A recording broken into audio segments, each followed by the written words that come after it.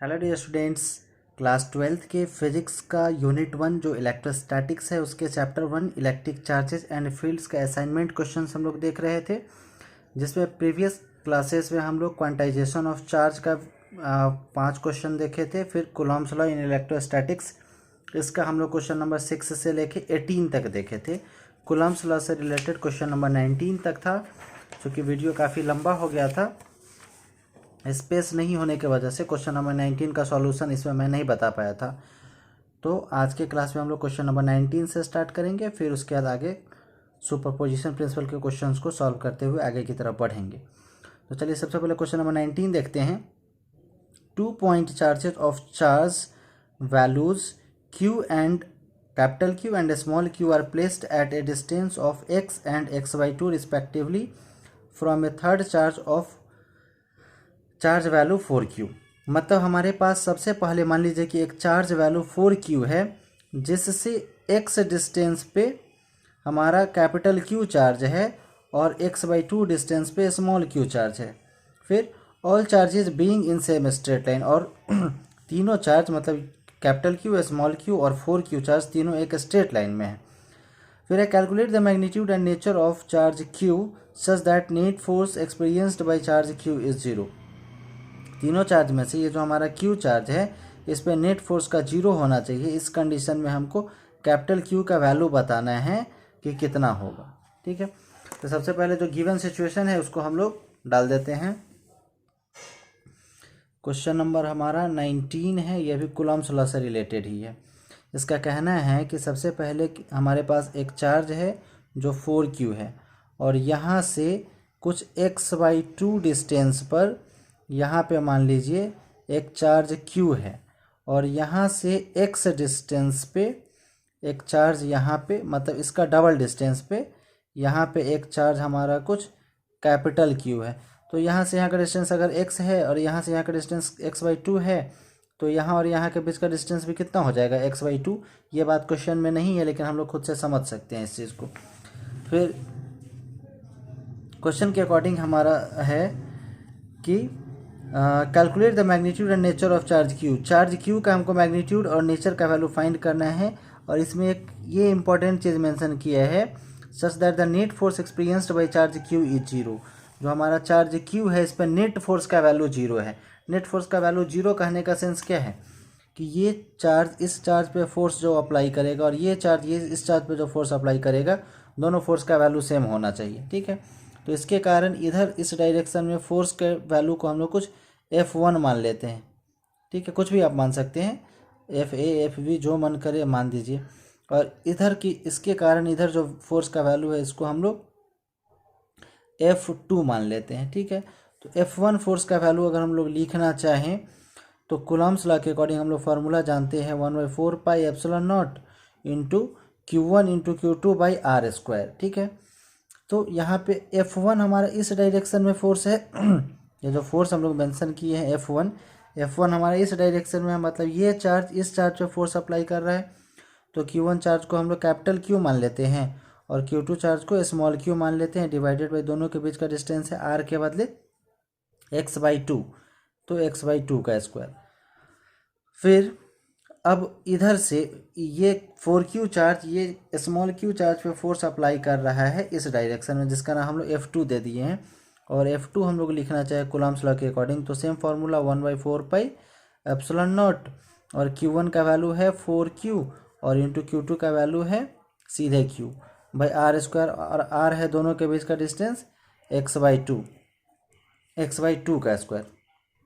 अब दोनों फोर्स को हमको बराबर करना है, क्योंकि यहाँ पर हम लोग जान रहे हैं कि क्वेश्चन के अकॉर्डिंग कि यहाँ पर नेट फोर्स का वैल्यू 0 है, मतलब दोनों फोर्स हमारा सेम है, मतलब F1 इक्वल है F2 के, तभी हमारा नेट फोर्स यहाँ पर 0 होगा। तो डाल दीजिए value 1/4πε0 into capital Q into small q by x/2 का स्क्वायर इज इक्वल टू, इधर हमारे पास है ये total value 1/4πε0 into 4Q into small q by x/2 का स्क्वायर। अब देखिए मैक्सिमम पोर्शन इसमें जो कटने वाला है उसको हम लोग कैंसिल कर देते हैं। 1/4πε0 1/4πε0 cancel, capital Q sorry small q से एक स्मॉल q हमारा कैंसिल, x/2 का स्क्वायर से हमारा x/2 का स्क्वायर कैंसिल हो जाएगा।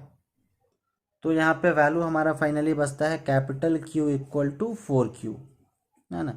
तो यही हमारा आंसर हो जाएगा। कैपिटल Q का वैल्यू जो हम क्वेश्चन में फाइंड करना था, क्वेश्चन नंबर 19 का कहना था कि calculate the magnitude and nature of charge Q। Charge Q का मैग्नीट्यूड और नेचर हमको फाइंड करना है।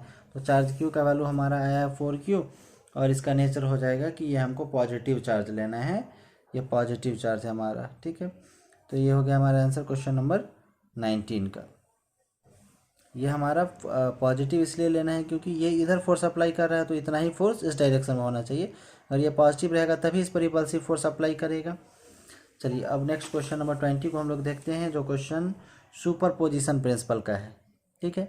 सुपरपोजिशन प्रिंसिपल का कॉन्सेप्ट ऑलरेडी आप लोग पढ़ चुके हैं। अब आगे इसको हम लोग सॉल्व करते हैं।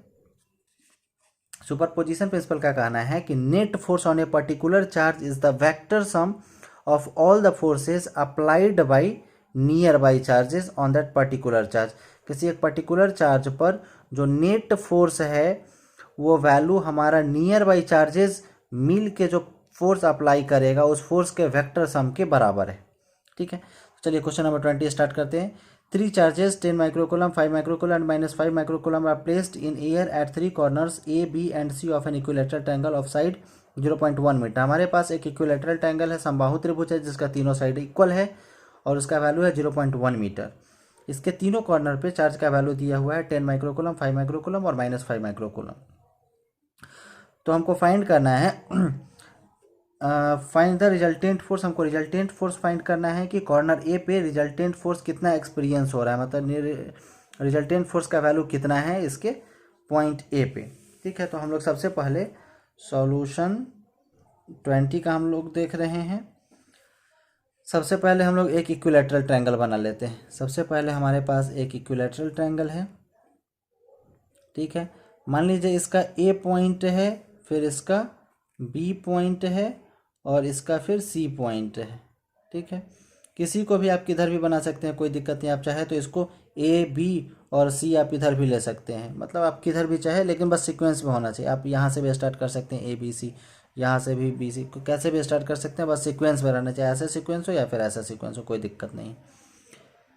फिर उसके बाद हमारा इसका वैल्यू तीनों साइड का वैल्यू है क्वेश्चन के अकॉर्डिंग 0.1 मीटर, 0.1 मीटर और 0.1 मीटर, ठीक है। तो अब मान लेते हैं कि ए पॉइंट पे क्वेश्चन के अकॉर्डिंग ए पॉइंट पे चार्ज का वैल्यू है 10 माइक्रोकूलम, बी पॉइंट पे चार्ज का वैल्यू है 5 माइक्रोकूलम और सी पॉइंट पे चार्ज का वैल्यू है -5 माइक्रोकूलम। तो पॉजिटिव चार्ज इस पॉजिटिव चार्ज को रिपेल करेगा, रिपल्सिव फोर्स अप्लाई करके इधर भगाने का कोशिश करेगा, और निगेटिव चार्ज इस पॉजिटिव चार्ज को अट्रैक्ट करके अपनी तरफ अट्रैक्ट करना चाहेगा, ठीक है।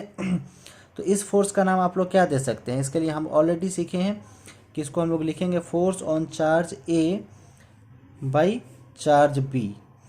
फिर इस फोर्स का नाम इधर जो लग रहा है इसका नाम force on charge A by charge C, मतलब इस फोर्स का नाम हम लोग एफ ए सी देंगे, इसका नाम एफ ए बी है। ये अट्रैक्टिव फोर्स है, ये रिपल्सिव फोर्स है, ठीक है। तो एफ ए बी और एफ ए सी का वैल्यू हम लोग कूलम्ब्स लॉ के अकॉर्डिंग फटाक से निकाल देते हैं। सबसे पहले एफ ए बी लिखना चाहें तो फॉर्मूला होता है 1/4 pi epsilon naught Q1 into Q2 by R square. तो Q1 मतलब एक चार्ज का वैल्यू है हमारा 5 माइक्रोकूलम, तो 5 माइक्रोकूलम का मतलब 10 का पावर -6 कूलम्ब में कन्वर्ट कर दिए।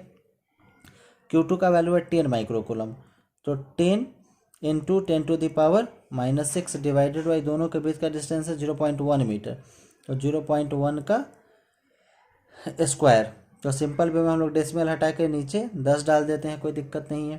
अब 1/4 पाई एप्सिलॉन नॉट का वैल्यू हम लोग डाल देते हैं 9 इंटू 10 टू द पावर 9। 10 में 5 से मल्टीप्लाई कीजिएगा, 50 इंटू 10 टू द पावर कितना हो जाएगा -6 -12, और डिवाइडेड बाई हमारा नीचे 1 बाई इसका स्क्वायर कीजिएगा तो 1/10 का पावर 2, 10 का पावर 2 घूम के ऊपर चला जाएगा। अब दोनों को मल्टीप्लाई कर दीजिए, कितना हो जाएगा 9 4 जा 45, 450 गुना 10 का पावर 9 है और -12 है, और ये 2 जाके ऊपर जुट जाएगा, मतलब ऐसे जाके मल्टीप्लाई हो जाएगा, ठीक है।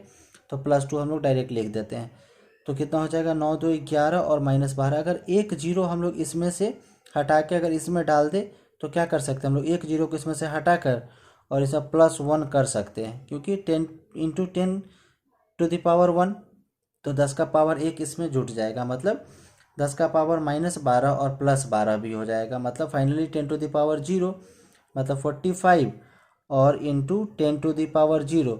तो किसी भी चीज़ का पावर 0 का वैल्यू कितना होता है 1, मतलब फाइनली कितना हो जाएगा वैल्यू 45 न्यूटन। ठीक है, FAB का वैल्यू हमारा हो गया 45 न्यूटन। अब दूसरा FAC का वैल्यू देखिए यहाँ पर चार्ज को अगर हम लोग Q1 मान ले, यहाँ के चार्ज को Q2 मान ले, तो यहाँ भी 5 माइक्रोकूलम है, यहाँ भी 10 माइक्रोकूलम है, सेम इसके जैसा है। और हम लोग जानते हैं कि कूलम्ब्स लॉ में हम लोग सिर्फ मैग्नीट्यूड लेते हैं, पॉजिटिव निगेटिव का कोई चक्कर नहीं होता है। मतलब FAC का भी हमारा वैल्यू जो है कैलकुलेट करने पर FAB के बराबर ही आ जाएगा, मतलब FAB और FAC दोनों का वैल्यू हमारा क्या होगा सेम 45 न्यूटन। और समझने वाली बात ये है कि एक फोर्स इधर अप्लाई हो रहा है, एक फोर्स इधर अप्लाई हो रहा है, तो दोनों का नेट फोर्स किधर रहेगा, दोनों के बीच में। ऐसा हम लोग रिजल्टेंट फोर्स के लिए पढ़े हैं, है ना। और दोनों के बीच का एंगल कितना हो जाएगा, इस पर विचार करना है अब हमको। जैसे मान लीजिए कि अगर हम इक्विलैटरल एंगल की बात करें तो ये एंगल भी 60 डिग्री, ये एंगल भी 60 डिग्री और ये भी हमारा 60 डिग्री। अगर इस लाइन को अपने मन से हम लोग बढ़ा दें तो ये वाला एंगल भी कितना हो जाएगा 60 डिग्री, क्योंकि ये एंगल भी हमारा 60 है। इसका जो वर्टेक्स एंगल है शीर्षाभिमुख कोण, ये भी 60 डिग्री होगा। और यहाँ से यहाँ तक टोटल 180 है, तो 180 में से 60 चला जाएगा तो यहाँ से यहाँ तक कितना बचेगा 120 डिग्री, 120 डिग्री, है ना। तो अब यहाँ पे इसको हम लोग लिखना चाहें तो इसको हम लोग जो रिजल्टेंट फोर्स का हमारा फॉर्मूला है आप लोग पहले से जानते हैं, √P² + Q² + 2PQ × cos theta. यहाँ पे थीटा के बाद हम लोग 120 डिग्री यूज कर सकते हैं ना।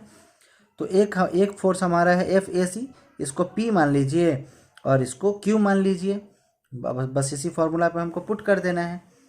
अब हम लोग जो रिजल्टेंट फोर्स फाइंड करेंगे उसका वैल्यू डाल दीजिए। जो हमारा रिजल्टेंट फोर्स है इसका नाम हम लोग रिजल्टेंट फोर्स देते हैं, ये जो हमारा रिजल्टेंट है ना इसका नाम हम लोग रिजल्टेंट फोर्स दे देते हैं, ठीक है।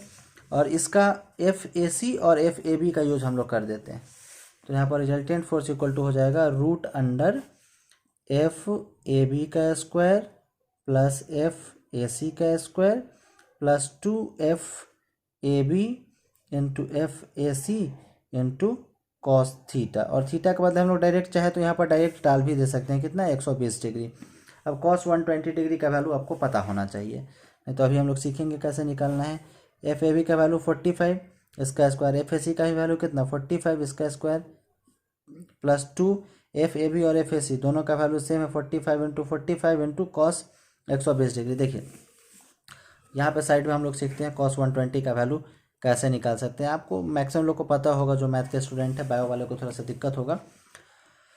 तो जब भी इस तरह का सिचुएशन हो तो हम लोग लिख सकते हैं cos, जैसे 90 + 30 अगर हम लोग करें तो 120 मिल जाएगा।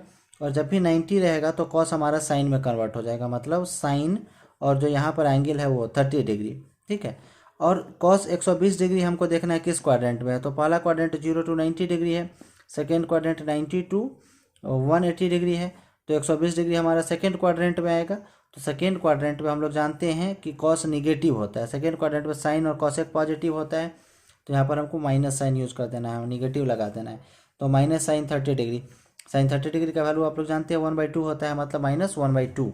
अब यहाँ जो है हमको डाल देना है -1/2। अब कैलकुलेट कर दीजिए 45 का स्क्वायर + 45 का स्क्वायर, इस दोनों का वैल्यू कैलकुलेट करके देखिए यहाँ पे 45 का स्क्वायर, यहाँ पे 45 का स्क्वायर और यहाँ पे 45 का स्क्वायर है, तो तीनों में से हम लोग चाहे तो 45 का स्क्वायर कॉमन आ जाएगा और स्क्वायर से रूट कैंसिल होकर 45 को हम लोग बाहर डायरेक्ट निकाल देते हैं, है ना। कैलकुलेशन थोड़ा सा ईजी हो जाएगा। फिर यहाँ पे बचेगा √अंडर, यहाँ पे 45 का स्क्वायर कॉमन ले लिए तो यहाँ पे 1 बचेगा, और यहाँ पे भी 45 का स्क्वायर कॉमन ले लिए थे तो यहाँ पर भी 1 बचेगा, और फिर यहाँ पर 2 से 2 हमारा कैंसिल हो जाएगा। यहाँ पे 45 का स्क्वायर कॉमन ले लिए थे तो यहाँ पर क्या बचेगा -1, तो -1। फाइनली 1 -1 और +1 हमारा कैंसिल होकर क्या बचेगा 1, 1 का रूट कीजिएगा तो कितना आएगा 1, मतलब 45 × 1। सिंपलेस्ट वे में इसको हम लोग सॉल्व कर दिए। 45 न्यूटन जो रिजल्टेंट फोर्स है वो भी हमारा कितना है 45 न्यूटन, और रिजल्टेंट फोर्स हमारा किधर लग रहा है, इधर की तरफ। रिजल्टेंट फोर्स हमारा इधर लग रहा है ना। तो हमारा जो क्वेश्चन के अकॉर्डिंग हमको फाइंड करना था कि find the resultant force experienced by charge placed eight corner. तो हमारा एट कॉर्नर ए, तो कॉर्नर ए पे हमारा रिजल्टेंट फोर्स जो एक्सपीरियंस हो रहा है उसका वैल्यू है 45 न्यूटन। यही हमारा आंसर हो जाएगा 45 न्यूटन, है ना। तो चलिए क्वेश्चन नंबर नेक्स्ट 21 को देखते हैं जल्दी से। ट्रायंगल एबीसी, सीधे एबीसी है। ABC is an equilateral triangle of side 10 metre. ABC एक इक्विलेटरल ट्रायंगल है जिसका हर एक साइड 10 मीटर है। D is the middle point of BC, और डी मिडिल पॉइंट है बीसी का, जिसमें charges plus Q and plus 100 and minus 100 and plus 75 coulomb are placed at B C and D. B C और D पर इतना charges रखा हुआ है, 100 प्लस 100 माइनस 100 एंड प्लस 75 का रिस्पेक्टिवली क्रमशः। What is the force experienced by 1 coulomb positive charge at charge placed at A point पर 1 coulomb charge रखा हुआ है, तो वो कितना फोर्स अनुभव करेगा। तो सबसे पहले हमको एक ट्रायंगल बना लेना चाहिए। जो ट्रायंगल हमारा कैसा है, इक्विलेटरल ट्रायंगल है। क्वेश्चन नंबर 21 का सॉल्यूशन, सबसे पहले एक इक्विलेटरल ट्रायंगल बना लीजिए जिसका सारा साइड है 10 मीटर 10 मीटर और 10 मीटर, ठीक है। और तीनों साइड का कुछ नाम है A B C D, sorry A B C. इसका नाम कुछ हम लोग ए दे देते हैं, इसका नाम कुछ हम लोग बी दे देते हैं, इसका नाम कुछ सी दे देते हैं। और बोल रहा है क्वेश्चन के अकॉर्डिंग कि हमारा D is the middle point of B C. D जो है बी सी का मिडिल पॉइंट है। डी जो है इसका नाम कुछ हम लोग डी दे देते हैं कि डी बी सी का मिडिल पॉइंट है, ठीक है। फिर बोल रहा है कि charges of plus 100 and minus 100 and plus 75 coulomb are placed at B C and D. B पे हमारा है प्लस 100 कूलम, सी पे है हमारा माइनस 100 कूलम, और बी पे है हमारा, बी हमारा मिडिल में है तो बी पे है हमारा 75, मतलब लास्ट में बोल रहा है सॉरी डी पे है हमारा 75 कूलम। यहाँ पे हमारा 75 कूलम, ठीक है। यहाँ पे डी पॉइंट पे 75 कूलम है। फिर उसके बाद क्वेश्चन में क्या बोल रहा है, what is the force experienced by 1 coulomb positive charge placed at A. कि हमारा ए पॉइंट पे 1 कूलम चार्ज रखा हुआ है, यहाँ पे हमारा नेट फोर्स का वैल्यू क्या होगा। देखिए ये पॉजिटिव चार्ज इसको ए पॉइंट पर रिपेल करके इधर भगाने का कोशिश करेगा, ये निगेटिव चार्ज इसको इधर अट्रैक्ट करने का कोशिश करेगा। फिर यहाँ पे भी चार्ज है, तो ये चार्ज क्या कोशिश करेगा, इसको रिपेल करके, दोनों पॉजिटिव है, ये इसको रिपेल करके इधर की तरफ भगाने का कोशिश करेगा, ऊपर की तरफ, ठीक है। अब इसका नाम डाल देते हैं। इसका नाम हम लोग क्या दे सकते हैं, force on charge A by B. इसका नाम क्या दे सकते हैं, force on charge A by D. इसका नाम हम लोग दे सकते हैं एफ ए डी। इधर नीचे की तरफ जो फोर्स लग रहा है ये फोर्स ए पे, force on A by C, F A C, ठीक है। अब देखिए इस तरह का जब भी कंडीशन रहेगा तो इसका रिजल्टेंट फोर्स इधर इस दोनों के बीच में निकालना मुश्किल है, क्योंकि एक फोर्स इधर भी लग रहा है। तो इस कंडीशन में ये जितना भी फोर्स है सबका कंपोनेंट हमको एक्स एक्सिस और वाई एक्सिस में पहले डाल देना चाहिए। सबसे पहले फोर्स का वैल्यू फाइंड कर देना है, फिर सबका कंपोनेंट का वैल्यू हमको एक्स एक्सिस और वाई एक्सिस में कैलकुलेट करना है, और फिर फाइनली हम लोग रिजल्टेंट वाला फार्मूला अप्लाई करके कैलकुलेट कर लेंगे। तो सबसे पहला काम है हमारा एफ ए बी का वैल्यू कैलकुलेट करना। तो चलिए फटाक से एफ ए बी का वैल्यू कैलकुलेट करते हैं। फार्मूला वही है कूलम्ब लॉ का 1/4 pi epsilon naught Q1 × Q2 by R square. तो इसके लिए अगर हम लोग देखें ए बी के लिए, तो A charge F A B, A charge हमारा 100 है, और सॉरी ए पे चार्ज हमारा 100 है और बी पे चार्ज हमारा क्या बोल रहा हूँ मैं, ए पे चार्ज हमारा 1 कूलम है और बी पे चार्ज हमारा 100 कूलम है, ठीक है। तो दोनों को डाल दीजिए। तो एक चार्ज 1 कूलम और दूसरा चार्ज 100 कूलम, डिवाइडेड बाई दोनों के बीच का डिस्टेंस है 10 मीटर। तो 10 का स्क्वायर 1/4 पे एप्सिलॉन नॉट का वैल्यू आप लोग जान रहे हैं 9 × 10⁻⁹, और इंटू इसका स्क्वायर कीजिएगा तो हमारा ये कैंसिल ही हो जाएगा, मतलब 100 डिवाइडेड बाई 10 का स्क्वायर हो जाएगा 100, दोनों कैंसिल, मतलब फाइनली एफ ए बी का वैल्यू हमारा कितना आ जाएगा 9 × 10⁻⁹। फिर इसी तरह एफ ए बी के बाद हम लोग इसका ए सी, मतलब ए पॉइंट पर जो सी के कारण लग रहा है, इसका वैल्यू हम लोग लिखना चाह रहे हैं। तो इसको हम लोग लिख सकते हैं एफ ए सी का हम लोग डाल देते हैं same formula 1/4πε0 Q1 into Q2/r²। तो Q1 एक चार्ज का वैल्यू हमारा 100 है, माइनस रहेगा, उससे कोई फर्क नहीं पड़ता, हमको प्लस ही लेना है। और दूसरा चार्ज का वैल्यू 1, तो सेम ये तो इसके ही जैसा हो गया। तो एक चार्ज है हमारा 1 कूलम और दूसरा चार्ज है हमारा 100 कूलम। इसके पॉजिटिव वैल्यू को ही हमको लेना है, डिवाइडेड बाई दोनों के बीच का डिस्टेंस सेम है 10 का स्क्वायर, 10 का स्क्वायर 100, ये दोनों कैंसिल हो जाएगा। 1/4πε0 का वैल्यू है 9 इंटू 10⁹ इसको डाल दीजिए, मतलब एफ ए सी का भी जो वैल्यू है सेम इतना ही आ जाएगा, इतना न्यूटन, और ये फोर्स का भी वैल्यू इतना न्यूटन। अब हमको जो थर्ड फोर्स है एफ ए डी का वैल्यू हमको कैलकुलेट करना है। यहाँ पे ही मैं कैलकुलेट कर लेता हूँ F A D. Same formula 1/4πε0 Q1 एक चार्ज का वैल्यू है 45 कूलम और दूसरा चार्ज का वैल्यू है 1 कूलम, डिवाइडेड बाई दोनों के बीच का डिस्टेंस। दोनों के बीच का डिस्टेंस क्वेश्चन में नहीं दिया हुआ है, आपको खुद से कैलकुलेट करना है। चूँकि ये मिड पॉइंट है तो इधर भी 5 सेंटीमीटर, इधर भी 5 सेंटीमीटर, ठीक है, सॉरी 5 मीटर, इधर भी 5 मीटर, इधर भी 5 मीटर। अब इधर वाले को ले लीजिए 10, हाइपोटेन्यूज 10 है, बेस हमारा 5 है, तो परपेंडिकुलर निकल जाएगा। तो परपेंडिकुलर निकालने के लिए हम लोग क्या फार्मूला जानते हैं, रूट अंडर, आप लोग पहले से जान रहे हैं, रूट अंडर एच स्क्वायर और माइनस बी स्क्वायर। तो एच का वैल्यू कितना है हमारा, एच का वैल्यू है 10, तो रूट अंडर 10 का स्क्वायर और माइनस यहाँ पे 5 का स्क्वायर। तो 10 का स्क्वायर इसी वैल्यू को डायरेक्ट हम लोग डाल देते हैं यहाँ पर। रूट अंडर 10 का स्क्वायर हो जाएगा हमारा 100 और माइनस 5 का स्क्वायर हो जाएगा 25, और ये आर का वैल्यू आया है, समझ रहे हैं, मतलब यहाँ से यहाँ के बीच का डिस्टेंस का वैल्यू आया है, तो इसका स्क्वायर, ठीक है, आर स्क्वायर। अब 1/4πε0 का वैल्यू 9 इंटू 10⁹ इंटू हमारा 45 है, एक वैल्यू है हमारा 45, डिवाइडेड बाई ये 100 माइनस 25 करेंगे,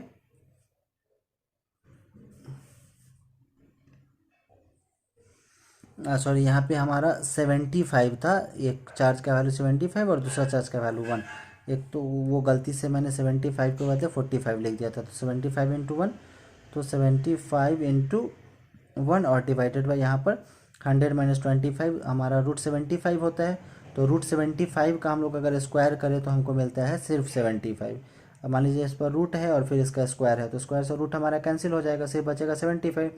75 से 75 कैंसिल, और इस फोर्स का ही वैल्यू हो जाएगा 9 इंटू 10⁹ मतलब इस फोर्स का और इस फोर्स का, तीनों फोर्स का वैल्यू 9 इंटू 10⁹ ही आ रहा है, ठीक है। अब हम लोग क्या करते हैं, इसका कंपोनेंट डाल देते हैं एक्स एक्सिस और वाई एक्सिस में। ऐसे कंसिडर कीजिए कि ये हमारा एक्स एक्सिस है और ये हमारा कुछ वाई एक्सिस है, ठीक है। तो एक्स एक्सिस में एफ ए बी का कंपोनेंट अगर हम लोग इधर लिखना चाहें तो हमारा हो जाएगा एफ ए बी। अच्छा, कंपोनेंट लिखने के लिए हमको थीटा, मतलब एंगल का वैल्यू पता होना चाहिए। देखिए ये हम लोग इक्विलेटरल ट्रायंगल है, तो जान रहे हैं ये एंगल भी 60 है, ये एंगल भी 60 है, और ये टोटल एंगल भी 60 है ना। फिर अगर ये 60 है तो ये एंगल हमारा कितना हो जाएगा 60 डिग्री। जितना एंगल इधर उतना ही एंगल इधर, क्यों, क्योंकि ये हमारा कॉरस्पॉन्डिंग एंगल है, कॉरस्पॉन्डेंस एंगल है, ठीक है। मतलब जितना एंगल यहाँ है उतना एंगल यहाँ पे भी है, और जितना एंगल यहाँ पे है उतना ही एंगल यहाँ पे भी, ये वाला एंगल भी उतना ही है। क्यों, क्योंकि ये एंगल और ये एंगल हमारा अल्टरनेट एंगल है, तो अल्टरनेट एंगल के हिसाब से ये एंगल भी हमारा 60 डिग्री हो जाएगा। अच्छा, अब बचा ये वाला एंगल, इसके बारे में विचार कीजिए कि कितना हो सकता है। देखिए अब टोटल एंगल यहाँ से यहाँ तक हमारा 90 है, जिसमें से 60 ये हो जाएगा, तो ये एंगल कितना हो जाएगा, ऑटोमेटिक 30 हो जाएगा। टोटल 90 में से ये एंगल 60 हो गया, तो ये एंगल हमारा 30 ही बचेगा ऑब्वियसली, समझ रहे हैं। तो इस कंडीशन में अब तीनों का कंपोनेंट डाल दीजिए, ठीक है। रेड पेन से ही डालता हूँ। एफ ए बी जो है हमारा, एफ ए बी का कंपोनेंट इधर हो जाएगा एफ ए बी कॉस 60 डिग्री, समझ रहे हैं ना। कॉस, चूँकि हमारा थीटा जुड़ा हुआ है इधर एक्स एक्सिस से, इसलिए इधर हम लोग कॉस डाल दिए, और इधर थीटा नहीं जुड़ा हुआ है इसलिए इधर हम लोग क्या लिखेंगे, एफ ए बी, थोड़ा सा स्पेस मैंने कम ले लिया था, आप लोग ज़्यादा स्पेस लेके बनाइएगा, है ना।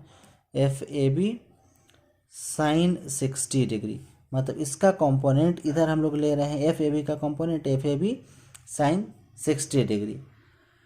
फिर इसका कंपोनेंट ये जो नीचे है हमारा एफ ए सी का एक कंपोनेंट हमारा इधर हो जाएगा, तो इधर हमारा थीटा जुड़ा हुआ है, इधर हम लोग लिखेंगे F A C cos 60 degree, और इसी का कंपोनेंट नीचे की तरफ हो जाएगा F A C sine 60 degree. समझ रहे हैं? अच्छा, और इसके बारे में अगर एफ ए डी के बारे में विचार कीजिए तो एफ ए डी हमारा सिर्फ वाई एक्सिस में है, तो इसका कंपोनेंट लिखने का ज़रूरत नहीं है। इसका कंपोनेंट अगर चाहते तो इधर लिख सकते थे 30 के रिस्पेक्ट में भी, तो इस एंगल को लिखने का भी कुछ मतलब नहीं है, छोड़ सकते हैं।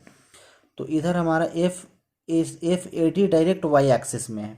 अब कंपोनेंट हम लोग एक्स एक्सिस में लिखते हैं और वाई एक्सिस में, है ना। टोटल फोर्स हमारा एक्स एक्सिस में एफ एक्स का वैल्यू लिखना चाहे तो हमारा क्या हो जाएगा, एफ ए बी कॉस 60 डिग्री, और प्लस दूसरा है हमारा F A C cos 60 degree, मतलब, और एफ ए बी और एफ ए सी सबका वैल्यू दोनों का सेम है, कितना 9 इंटू 10⁻⁹, और कॉस 60 का वैल्यू होता है साइन 30 के बराबर, मतलब 1/2। फिर प्लस एफ ए सी का भी वैल्यू उतना ही है 9 इंटू 10⁻⁹ इंटू कॉस 60 का वैल्यू 1/2, दोनों सेम है, तो इतना प्लस इतना, मतलब 2 बार कर दीजिए, 2 इंटू 9 इंटू 10⁻⁹ इंटू 1/2। समझ रहे हैं इस चीज़ को, x plus X equal to 2x, 2 से 2 और यहाँ पे कैंसिल, हमारा एफ एक्स का वैल्यू आ जाएगा 9 इंटू 10⁻⁹। बहुत खतरनाक आ रहा है, मतलब सबका वैल्यू सिर्फ 9 इंटू 10⁻⁹ ही आ जा रहा है। अच्छा, वाई एक्सिस का फाइंड कीजिए। वाई एक्सिस में अगर हम लोग देखें तो वाई एक्सिस में ऊपर की तरफ एक फोर्स लग रहा है एफ ए बी साइन 60 डिग्री, तो डाल दीजिए एफ ए बी साइन 60 डिग्री। फिर इसमें नीचे की तरफ जो फोर्स लग रहा है वो फोर्स लग रहा है F A C sine 60 degree, नीचे की तरफ है, चूँकि डायरेक्शन अपोजिट है इसलिए माइनस यूज़ करेंगे, minus F A C sine 60 degree. और ऊपर की तरफ एक और फोर्स लग रहा है एफ ए डी, जिसका कोई कंपोनेंट नहीं है, एफ ए डी ऊपर की तरफ लग रहा है, तो ऊपर की तरफ हो जाएगा एक force plus F A D. ऊपर वाले को हम लोग प्लस मान रहे हैं, नीचे वाले को माइनस मान रहे हैं, प्लस एफ ए डी। फिर हम लोग डाल देते हैं इसमें सबका वैल्यू, एफ ए बी साइन 60, तो एफ ए बी का वैल्यू हम लोग फाइंड किए थे, एफ ए बी का वैल्यू था 9 इंटू 10⁻⁹, तो 9 इंटू 10⁻⁹ इंटू साइन 60 का value √3/2 minus F A C sine 60, F A C का भी वैल्यू सेम है 9 इंटू 10⁻⁹ ही आया था एफ ए सी का वैल्यू, इंटू अगेन साइन 60 का वैल्यू √3/2, अब plus F A D. F A D जो ऊपर की तरफ हमारा फोर्स लग रहा था इसका भी वैल्यू था सेम 9 इंटू 10⁻⁹, मतलब यहाँ पे ऑब्जर्व किया जाए तो ये पॉजिटिव और ये नेगेटिव दोनों कैंसिल, फाइनली हमारा आंसर हो जाएगा वाई एक्सिस में 9 इंटू 10⁻⁹। वाई एक्सिस में हमारा वैल्यू हो गया फोर्स का 9 इंटू 10⁻⁹। ये तो बड़ा इंटरेस्टिंग आंसर इसका आ रहा है। आइए नेक्स्ट पेज में। अब इसका जो हमारा आ रहा था सिचुएशन था इस तरह का कि हमारा एक्स एक्सिस में, इधर एक्स एक्सिस में आ रहा है फोर्स का वैल्यू 9 इंटू 10⁻⁹, और वाई एक्सिस में प्लस में आ रहा है ऊपर की तरफ 9 इंटू 10⁻⁹। तो अब देखिए दोनों के बीच एंगल कितना है, 90 डिग्री है, एक एक्स एक्सिस में है दूसरा वाई एक्सिस में है, तो दोनों का रिजल्टेंट हमारा इधर आएगा। अब रिजल्टेंट का फॉर्मूला क्या हो जाएगा, सेम रूट अंडर इस वाले पोर्शन को p मान लीजिए, इस वाले पोर्शन को q मान लीजिए, तो रिजल्टेंट का formula root under P square plus Q square plus 2pq cos 90 degree. अब कॉस 90 का वैल्यू हम लोग जानते हैं जितना साइन 0 का होता है, मतलब 0, ये टोटल पोर्शन हमारा हो जाएगा 0, मतलब रिजल्टेंट फोर्स का फॉर्मूला हो जाएगा हमारा रूट अंडर, इधर की तरफ हमारा कौन सा फोर्स था F, इधर की तरफ हमारा रिजल्टेंट फोर्स था एक्स एक्सिस में, और इधर ऊपर की तरफ था रिजल्टेंट फोर्स वाई एक्सिस में एफ वाई। हम लोग डाल देते हैं रूट अंडर एफ एक्स का स्क्वायर और प्लस एफ वाई का स्क्वायर, ठीक है, इक्वल टू एफ एक्स का वैल्यू 9 इंटू 10⁻⁹ इसका स्क्वायर, और एफ वाई का वैल्यू हमारा सेम है 9 इंटू 10⁻⁹ का स्क्वायर। अब दो सेम चीज़ है, इसका स्क्वायर कर रहे हैं तो हमारा दोनों जुट के हो जाएगा 2 इंटू 9 इंटू 10⁻⁹ का स्क्वायर का रूट, स्क्वायर से रूट कैंसिल होकर ये वाला पोर्शन बाहर आ जाएगा, मतलब 9 इंटू 10⁻⁹ रूट 2, यही इतना न्यूटन हमारा रिजल्टेंट फोर्स का आंसर हो जाएगा, इतना न्यूटन। इस चीज़ को आप ऐसे भी लिख सकते हैं 9√2 इंटू 10⁻⁹, कोई दिक्कत नहीं, इसको पहले लिखिए बाद में लिखिए, कोई फ़र्क नहीं पड़ता है। इसके अलावा आप चाहें तो इसका वैल्यू इसके कितने एंगल पे हमारा रिजल्टेंट फोर्स है, ये एंगल भी आप फाइंड कर सकते हैं। तो इसके लिए एक फार्मूला हम लोग पढ़े थे, tan बीटा इक्वल टू जो हमारा फोर्स है वाई एक्सिस में वो डिवाइडेड बाई फोर्स हमारा जो एक्स एक्सिस में है वो, फोर्स इन वाई एक्सिस है force in X axis. Force in Y axis में 9 इंटू 10⁻⁹ है और एक्स एक्सिस भी 9 इंटू 10⁻⁹ है, दोनों सेम है। तो 9 इंटू 10⁻⁹ डिवाइडेड बाई 9 इंटू 10⁻⁹, 9 से 9 कैंसिल, 10⁻⁹ से 10⁻⁹, 1 टाइम्स में, मतलब tan बीटा का वैल्यू है 1। तो tan बीटा का वैल्यू 1 कब होगा, जब बीटा का वैल्यू है हमारा 45 डिग्री। तो जो हमारा रिजल्टेंट फोर्स है वो 45 डिग्री पे है और रिजल्टेंट फोर्स का वैल्यू हमारा इतना है, यही हमारा आंसर हो जाएगा। क्वेश्चन नंबर 22 को देखते हैं फटाक से। Charges of +5 microcoulomb, +10 microcoulomb and -10 microcoulomb are placed in air at corners A B and C of a equilateral triangle ABC। हमारे पास एक इक्विलेटरल ट्रायंगल है, समबाहु त्रिभुज है, जिसका सारा साइड सेम है 5 सेंटीमीटर। उसके तीनों कॉर्नर पे चार्ज इतना इतना और इतना रखा हुआ है। Determine the resultant force on charge A. तो हमको चार्ज ए पर रिजल्टेंट फोर्स का वैल्यू फाइंड करना है। ईजिली आप कर सकते हैं खुद से भी चाहे तो, वैसे मैं थोड़ा सा कर देता हूँ।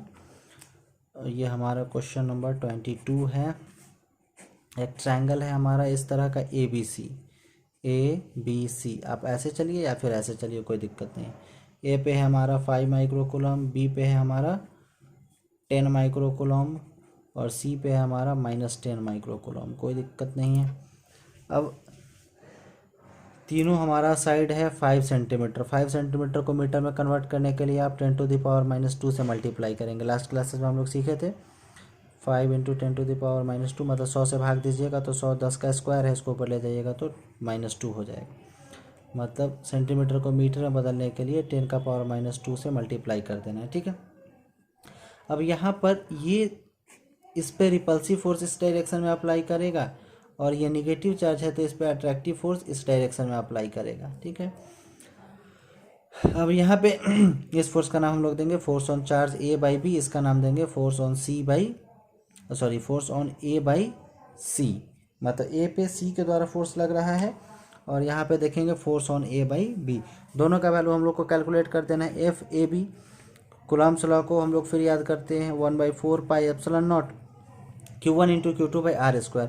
तो A पे हमारा चार्ज का वैल्यू 5 माइक्रोकूलम, तो इसको हम लोग लिखेंगे इंटू 5 इंटू माइक्रो का मतलब 10⁻⁻6 और B पॉइंट पर है 10 माइक्रोकूलम, तो 10 और माइक्रो का मतलब 10⁻⁻6 डिवाइडेड बाई r²। r मतलब दोनों के बीच का डिस्टेंस है हमारा, r का वैल्यू 5 इंटू 10⁻⁻2 का स्क्वायर, ठीक है।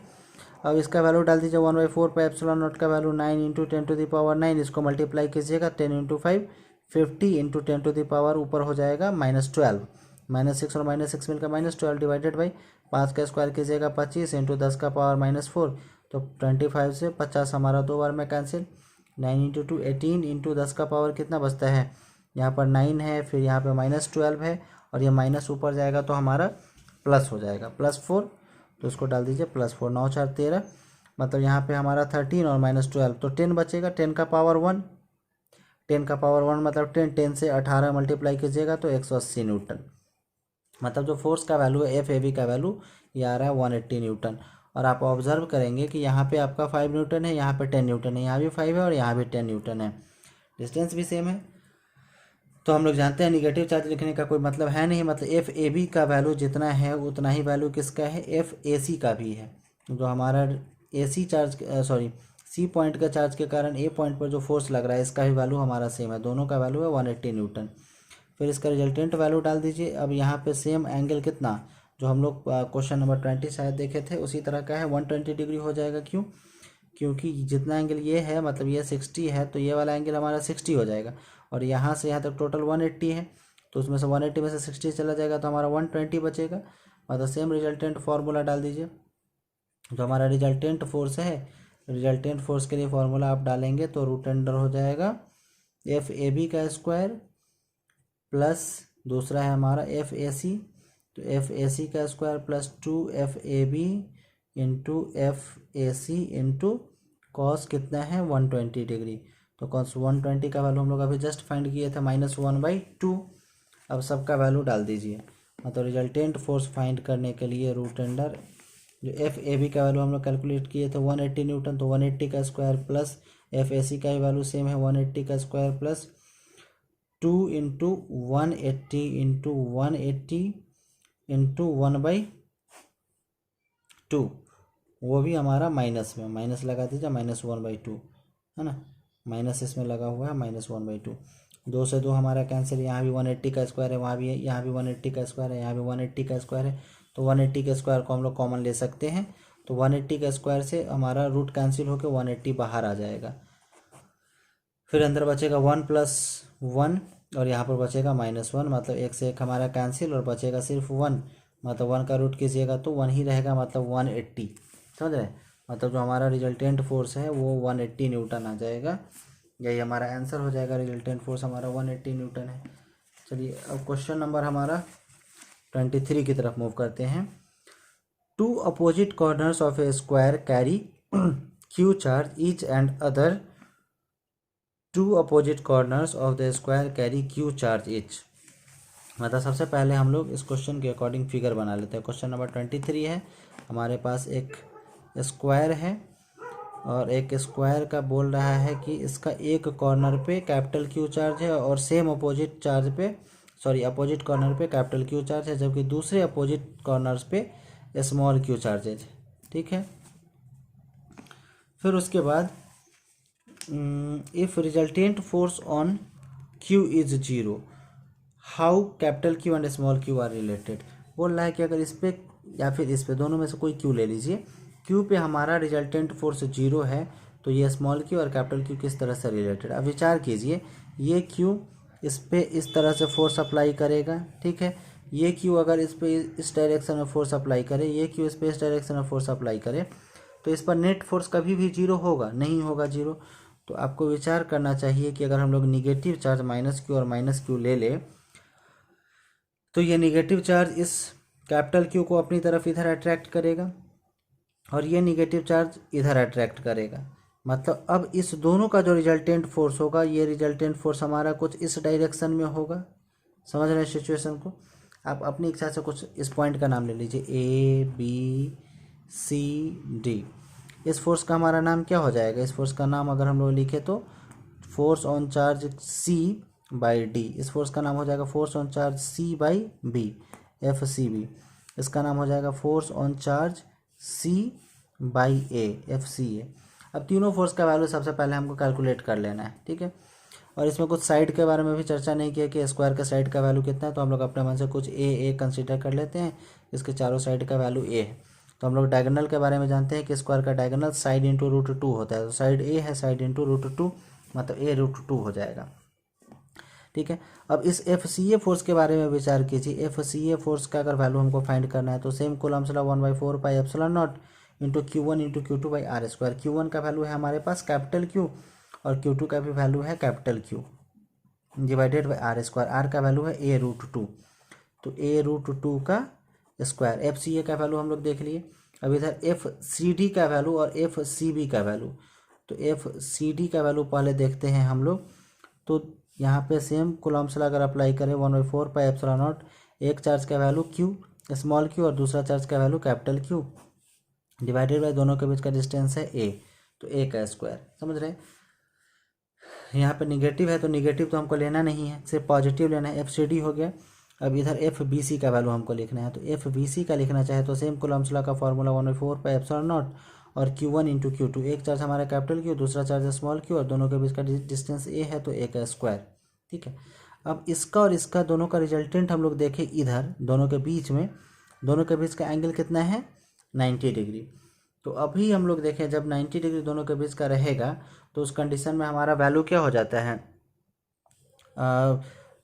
रूट अंडर, सिर्फ अभी हम लोग देखे थे root under FX square. Question number 21 में root under FX square plus FY square, क्या डाल ही दीजिए। यहाँ पे जो हमारा रिजल्टेंट फोर्स है वो रिजल्टेंट फोर्स क्या हो जाएगा, रूट अंडर FCD का स्क्वायर, FCD का स्क्वायर प्लस दूसरा है हमारा FCB का square plus 2 into F C D into F C B into cos 90 degree. Cos 90 का वैल्यू हमारा 0 होता है, मतलब ये टोटल पोर्शन हमारा 0 हो जाएगा। बचेगा root under F C D का square plus F C B का स्क्वायर। तो एफ बी सी या सी बी जो भी कहिए, बी सी ही लिख लीजिए, वहाँ पर लिखे हैं। तो एफ बी सी का square plus F C D का स्क्वायर डाल दीजिए। और हम लोग ऑब्जर्व कर रहे हैं कि दोनों का वैल्यू सेम है। इसका value 1/4πε0 Q into Q by A square, इसका value 1/4πε0 Q into Q by A square. दोनों सेम चीज़ है, डाल दीजिए 1/4πε0 into capital Q into small Q by A square, इसका स्क्वायर, और प्लस दूसरा हमारा एफ बी सी है 1/4πε0 same capital Q into small Q by A square का होल स्क्वायर। हम लोग जानते हैं कि दोनों सेम रहता है तो नॉर्मली जुट के 2 टाइम्स हो जाता है। मतलब अब देखिए x square plus x square होता तो क्या होता 2x स्क्वायर, तो ये दोनों मिलके हमारा सेम हो जाएगा। मतलब root under 2 into 1/4πε0 into capital Q into small Q by A square का होल स्क्वायर। अब स्क्वायर से हमारा रूट कैंसिल होकर ये वाला पोर्शन बाहर आ जाएगा, मतलब बचेगा 1/4πε0 capital Q into small Q by A square into root 2। ये हमारा रिजल्टेंट फोर्स हो गया। अब क्वेश्चन के अकॉर्डिंग कहना है कि इस पर नेट फोर्स हमारा 0 होना चाहिए। तो नेट फोर्स 0 के लिए क्या कंडीशन हो सकता है कि ये फोर्स और ये फोर्स दोनों हमारा जब इक्वल होगा, मतलब जो रिजल्टेंट फोर्स है वो बराबर होना चाहिए जो हमारा एफ सी ए है इस एफ सी ए के। अब रिजल्टेंट फोर्स का वैल्यू इतना हम लोग फाइंड किए हैं 1/4πε0 into capital Q into small Q by A square into root 2। और जबकि एफ सी ए का वैल्यू हम लोग यहाँ पे फाइंड किए थे क्यू इंटू क्यूब 1/4πε0 डाल दीजिए 1/4πε0 दोनों Q capital Q into small Q divided by A root 2 का स्क्वायर 1/4πε0 दोनों कैपिटल क्यू है capital Q into capital Q divided by root under A root 2 का होल स्क्वायर। अब जो कैंसिल होने वाला है कर दीजिए 1/4πε0 कैपिटल क्यू से एक कैपिटल क्यू, और यहाँ से हमारा ए स्क्वायर से हमारा ए स्क्वायर कैंसिल हो जाएगा। रिमेनिंग पोर्शन को यहाँ पर मैं ऐसे इधर लिखता हूँ, है ना। तो यहाँ पर बचेगा हमारा, अगर हम लोग डाल दे तो Q by A square into root 2 equal to इधर बचता है कैपिटल क्यू बाई इसका स्क्वायर अगर आप करेंगे तो हो जाएगा ए स्क्वायर, और रूट 2 का स्क्वायर करेंगे तो हो जाएगा 2। तो ए स्क्वायर से ए स्क्वायर भी हमारा कैंसिल हो जाएगा। अब हम कैपिटल क्यू का वैल्यू लिखना चाहें तो कैपिटल क्यू इक्वल टू क्या हो जाएगा 2 आके इधर मल्टीप्लाई हो जाएगा, तो 2 रूट 2 इंटू स्मॉल क्यू। तो कैपिटल क्यू और स्मॉल क्यू में रिलेशन यही हो जाएगा कि capital Q equal to 2 root 2 into small Q. और चूँकि हम लोग चार्जेस का वैल्यू नेगेटिव ले रहे हैं तो यहाँ पर माइनस चार्ज को इंक्लूड कर देंगे कि माइनस ये कैपिटल क्यू और स्मॉल क्यू में रिलेशन हो गया, capital Q is equal to -2 root 2 into small Q. यही हमारा आंसर हो जाएगा। देखिए वीडियो काफ़ी लंबा हो गया है, तो जो बाकी क्वेश्चंस है क्वेश्चन नंबर 24 से लेके 29 तक ये हमारा इलेक्ट्रिक फील्ड से रिलेटेड है। इसको हम लोग नेक्स्ट वीडियो में देखेंगे, इलेक्ट्रिक फील्ड का सारा क्वेश्चन 24 से लेके 29 तक। तो आज के क्लास में हम लोग इतना ही रहने देते हैं। इतना आप लोग अच्छे से सॉल्व कीजिए, कॉन्सेप्ट को समझिए। तो हम लोग मिलते हैं फिर नेक्स्ट क्लास में, तब तक के लिए बाय बाय। अपना ख्याल रखिए, अच्छे से रहिए।